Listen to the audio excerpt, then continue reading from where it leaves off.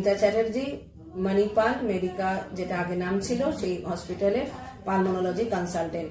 COPD একটা chronic disease, ফুসফুসের অসুখ, যেটা অনেক পেশেন্টেরই বুকে কফ, কাশি, শ্বাসকষ্ট নিয়ে পেশেন্টরা প্রেজেন্ট করে। প্রতি বছর 19শে নভেম্বর আমরা ওয়ার্ল্ড সিওপিডি ডে পালন করি। এই বছর ওয়ার্ল্ড সিওপিডি ডে থিম হলো short of breath, think COPD. COPD পেশেন্টদের মেইন চিকিৎসা হচ্ছে ইনহেলার। এখনো আমাদের দেশে এই রোগের সচেতনতার অভাব রয়েছে। আপনাদের যখনই এই ধরনের সমস্যা হবে আপনারা চিকিৎসকের কাছে যান, তাদের পরামর্শ মতন ইনহেলার এবং নানা রকম প্রয়োজনীয় ওষুধ নিন, কারণ সিওপিডি ডেডলি অসুখ, সারা পৃথিবী জুড়ে এই রোগের প্রকোপ বাড়ছে।